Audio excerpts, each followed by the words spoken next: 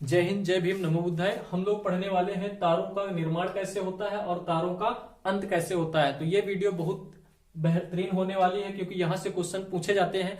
तो चलिए बिना देरी किए हुए स्टार्ट करते हैं। सबसे पहले दोस्तों आपसे पूछ लेगा क्वेश्चन ऐसे कि तारा किसे कहते हैं। तो तारा हम उसको कह सकते हैं जिसके पास स्वयं की ऊष्मा हो और स्वयं का प्रकाश हो। तारा किसे कहते हैं? तो तारा उसे कहेंगे जिसके पास स्वयं की ऊष्मा और स्वयं का प्रकाश होगा, तारा उसे कह सकते हैं। चलिए आगे हम देखते हैं सबसे पहले तारा का निर्माण कैसे होता है। तो तारा का निर्माण सबसे पहले विरल गैस की अवस्था में रहते हैं।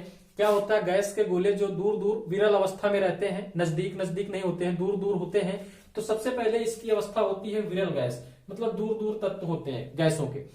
उसके आगे देखेंगे जैसे ये विरल गैस होता है, इसमें क्या होता है, इसमें एक परिवर्तन आता है। ये क्या होते हैं, जो गैस के गोले होते हैं ये आपस में आकर के जुड़ जाते हैं, नजदीक नजदीक आ जाते हैं। तो जैसे जैसे नजदीक नजदीक आएंगे तो यहां पर हीट बढ़ जाती है।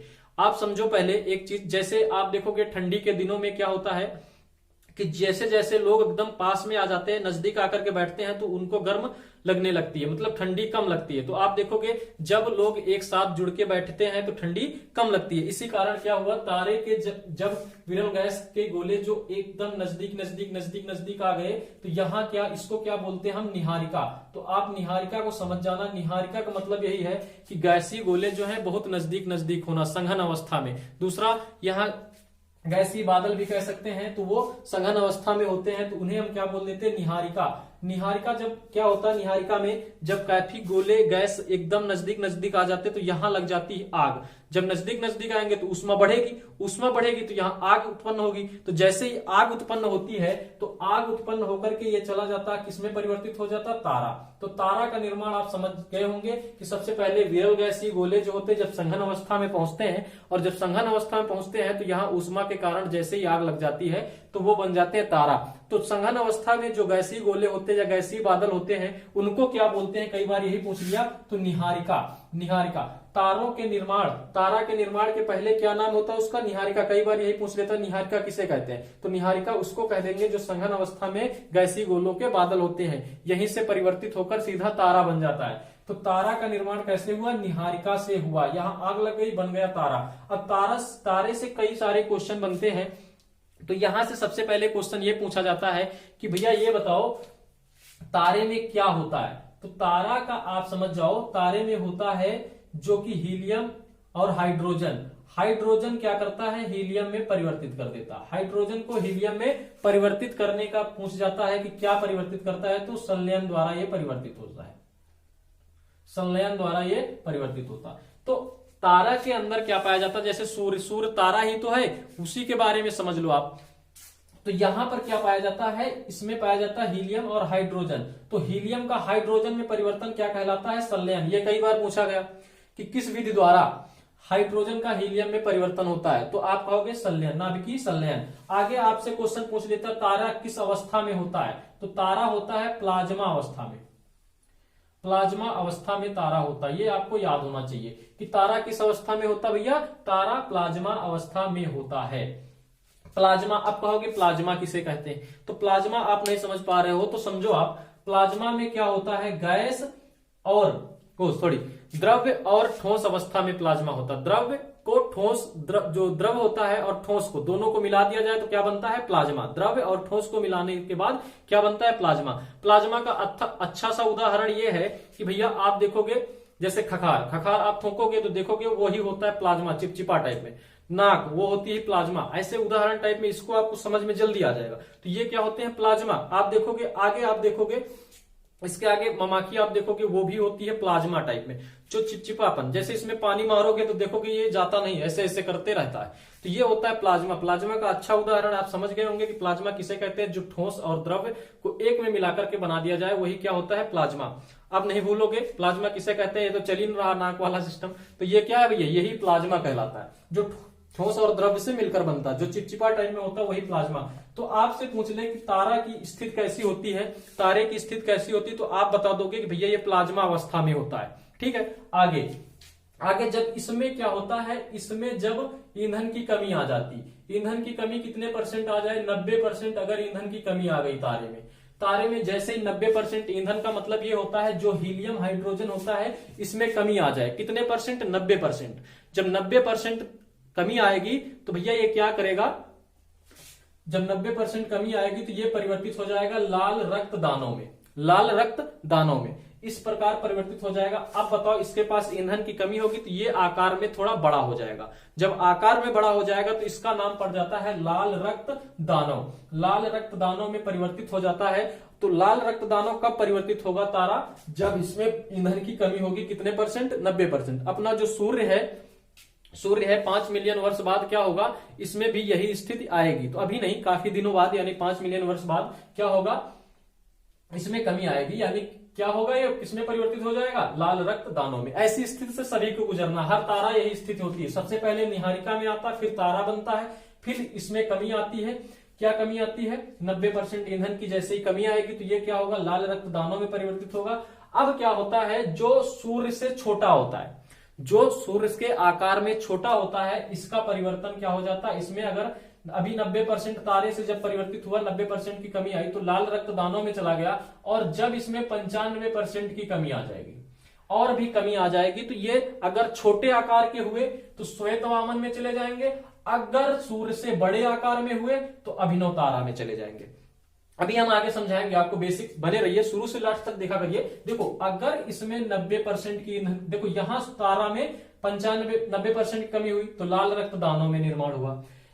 और अगर इसी तारे में 95% की कमी आ जाएगी यानी और कम पड़ जाएगा, यहां भी कमी इससे भी कम हो जाएगा तो वो श्वेत वामन में चला जाएगा। लेकिन ये सूर्य से अगर छोटा आकार में है तो वो श्वेत वामन में चला जाएगा। अगर यही लाल रक्त दानों अगर यही तारा से बड़े आकार में है तो कहां चला जाएगा, अभिनव तारा में। आप समझो, यहां से क्वेश्चन बहुत पूछे जाते हैं, हम बताते हैं कैसे पूछे जाते हैं। अब जैसे ये श्वेत वामन जो तारा है इसको किस नाम से जाना जाता है, इसे कहा जाता है जीवाश्म तारा।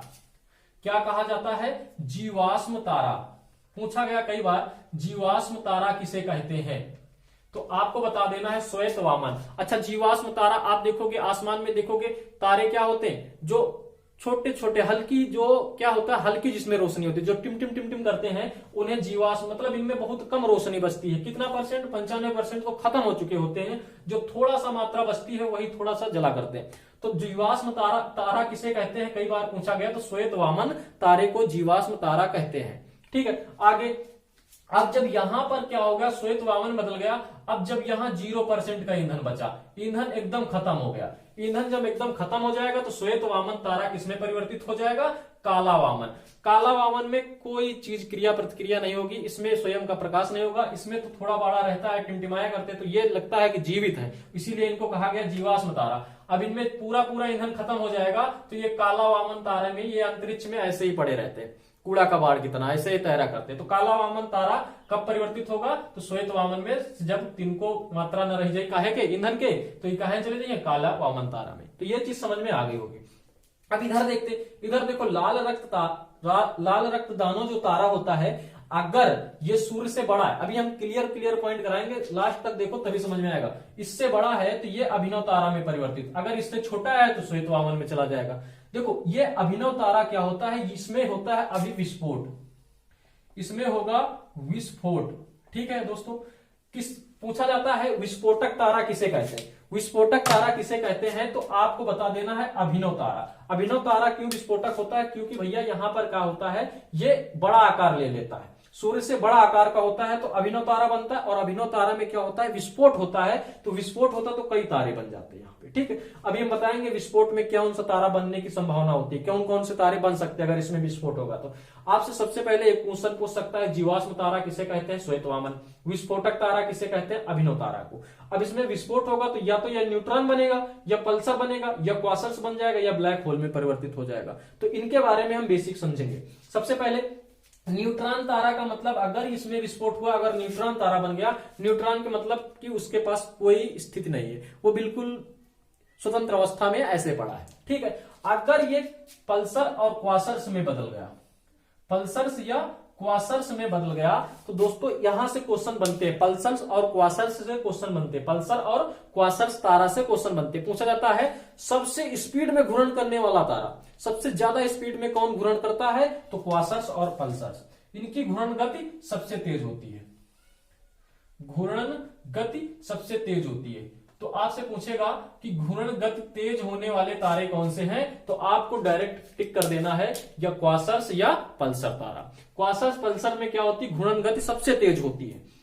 तो अभिनव तारा से विस्फोट होकर या तो क्वासर्स या पल्सर या न्यूट्रॉन, न्यूट्रॉन में बना तो कोई इसकी स्थिति नहीं होती है, अगर पल्सर या क्वासर में बना तो इनसे क्वेश्चन पूछे जाते हैं सबसे तेज घूर्णन गति करने वाले तारे कौन से हैं, तो क्वासर्स या पल्सर्स। अब ब्लैक होल में क्वेश्चन पूछे जाते हैं, ब्लैक होल की जो है सबसे ज्यादा घनत्व होता है, पूछा जाता है सबसे ज्यादा घनत्वशील कौन होता है, तो ब्लैक होल सबसे ज्यादा घनत्व होता है। अच्छा, घनत्व क्यों होता है, क्योंकि ये अभिनव तारा बहुत बड़ा होता है और इसको क्या कर दिए जाते हैं, ये छोटा एकदम आकार ले ले, छोटा आकार ले ले, दब के एकदम छोटा आकार ले ले, तो उसका उससे बन जाता है ब्लैक होल। देखो दोस्तों कैसे ब्लैक होल बनेगा, आप मान लो कोई बड़ी आप दस्तरी ले लो, अब पीट पीट के उसको एकदम छोटा कर दोगे तो वो हो जाता है एकदम ज्यादा घनत्व वाला।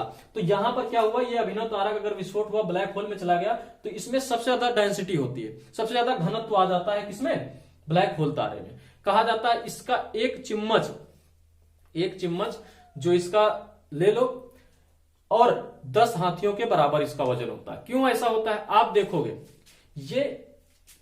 ये अंतरिक्ष की बात है, यहां की बात नहीं, इसीलिए वहां आप सोचोगे कि एक चिम्मच 10 हाथियों के बराबर, तो ये नहीं भैया, यहां पर नहीं, अंतरिक्ष में हर चीज ज्यादा ही तुलना होती है उनको, ठीक है। तो ब्लैक होल बहुत ज्यादा घनत्वशील होता है, क्योंकि देखो इसमें क्या होता है, कायदे से जब प्रेशर पड़ता है तो ये दब के एकदम छोटा हो जाता है और सबसे ज्यादा घनत्व इसमें हो जाता है। और जैसे घनत्व कस से ज्यादा हो जाएगा तो आप देखोगे ठोस चीज हो गई तो अब इससे प्रकाश जाएगा नहीं, प्रकाश इससे आर पार होगा नहीं, तो ये दिखाई नहीं देगा, ये काले काले हो जाते हैं, काला हो जाता है तो ये दिखाई नहीं पड़ेगा क्योंकि इससे प्रकाश आर पार होगा नहीं, तो इन्हीं को ब्लैक होल कहते हैं। ब्लैक होल कभी भी अगर कुछ किसी के ऊपर गिर जाए तो समझ लो वो सीधा छेद कर देगा। अब ब्लैक होल से कोई भी तत्व टकराता है दूसरा ग्रह तो वो उसको चिथड़ा उड़ा देता है। ब्लैक होल इतना खतरनाक होता है क्योंकि इसके पास घनत्व बहुत ज्यादा होता है, ये एकदम बहुत मजबूत बना होता है। तो ब्लैक होल की ये स्थिति होती है, समझ लो सबसे ज्यादा घनत्वशील होता है ब्लैक होल।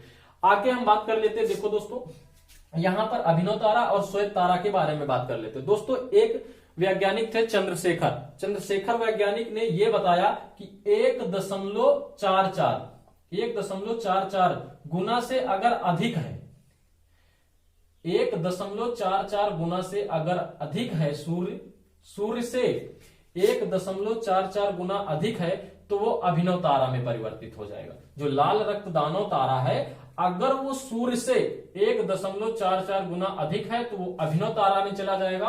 अगर लाल रक्त दानव तारा 1.44 सूर्य से 1.44 की कमी है, इससे कम है, सूर्य इससे कम है, अगर इससे कम है तो ये किसमें चला जाएगा, श्वेत वामन तारा में। हमने यही तो पढ़ाया कि भैया अगर सूर्य से ये छोटा है तो वो किसमें चला जाएगा, श्वेत वामन, अगर सूर्य से बड़ा है तो वो अभिनव तारा में चला जाएगा। ये चंद्रशेखर वैज्ञानिक ने यह बताया कि अगर सूर्य का 1.44 गुना है ये लाल रक्त दानव तो वो अभिनव तारा में परिवर्तित हो जाएगा।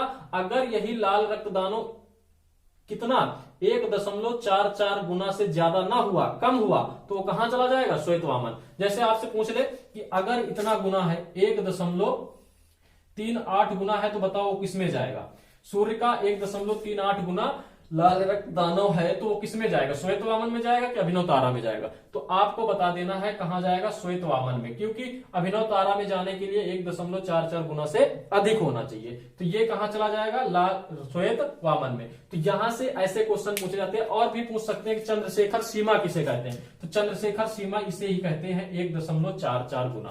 तो ये याद कर लेना एग्जैक्ट पॉइंट, चंद्रशेखर सीमा किसे कहते हैं, 1.44 गुना, ठीक है। इसी को कह देते हैं क्योंकि ये क्या करता है, अभिनव तारा और श्वेत वामन तारा में परिवर्तित करता है। और जीवाश्म तारा किसे कहते हैं, श्वेत वामन, और विस्फोटक तारा किसे कहते हैं, ये आप याद कर लेना, ठीक है। अब पूछ लेता तारा किस स्थिति में होता है, प्लाज्मा अवस्था में होता है। प्लाज्मा अवस्था आप जान ही गए हैं। हाइड्रोजन का हीलियम में बदलना क्या कहलाता है, संलयन कहलाता है। तारा के पहले क्या स्थिति होती है, निहारिका। तो ये चीजें पूछा जाता है, कैसे क्वेश्चन पूछ सकते हैं। आगे हम लोग कैसे क्वेश्चन पूछते हैं, यहां से पूछ लेता है तारा का रंग, तारों के रंग का निर्माण कैसे होता है। तो ये पृष्ठ तापमान के द्वारा, पृष्ठ, ये यहां पर लिख लेना, अभी स्क्रीनशॉट करवा रहे हैं, कर ले लेना। क्या है इसका लिखे थे प्लाज्मा, ठीक। पृष्ठ तनाव, देखो पृष्ठ तनाव, तनाव मत करना, पृष्ठ तापमान। अगर पृष्ठ तनाव कर दिए तो क्वेश्चन गलत हो जाएगा। आप याद रखना तारों का रंग किस पर निर्भर होता है, पृष्ठ तापमान पर, पृष्ठ तापमान पर। पृष्ठ तनाव मत करना, पृष्ठ तापमान पर निर्भर होता है। और यहां पर 3 स्थिति होती है, या तो लाल होगा या श्वेत होगा या फिर आप देखोगे नीला होगा। तो देखो सबसे पहले पूछ लेते हैं सबसे ज्यादा गर्म स्थिति किसकी होती है। तो देखो सबसे ज्यादा अधिक गर्म कौन होगा, नीला। ये हाई लेवल का होता है, इसका टेम्परेचर हाई होगा, ऐसे लिख लो, अधिक होगा इसका टेम्परेचर। और इसका दोस्तों क्या होगा, इसके अकॉर्डिंग कम होगा, इसको हम कहते हैं मध्य का, नॉर्मल। ये होगा कम, सबसे कम होगा लाल वाला। तो आप याद कर लेना, देखो तारों का रंग जो निर्धारित होता है पृष्ठ तापमान पर निर्भर होता है, और लाल श्वेत और नीला होता है। नीला जो होता है सबसे अधिक टेम्परेचर होता है जिसका, और श्वेत क्या होगा, जो नॉर्मल होगा, इससे कम होगा। और जो सबसे कम होता है वो लाल वाले, अगर लाल कलर का तारा है तो उसमें सबसे कम टेम्परेचर होता है। तो ये आप याद कर लेना। अगर तारों के टेम्परेचर की बात करें तो बहुत हाई टेम्परेचर होता है इसके अंदर का, तो वो जब तारा स्पेशल पूरा बना के पढ़ाएंगे सूर्य की गर्मी कितनी होती है, तो वो चीज पढ़ा देंगे। तो ये चीज आपका था, इतना याद कर लेना, बहुत इंपॉर्टेंट था। चलिए धन्यवाद।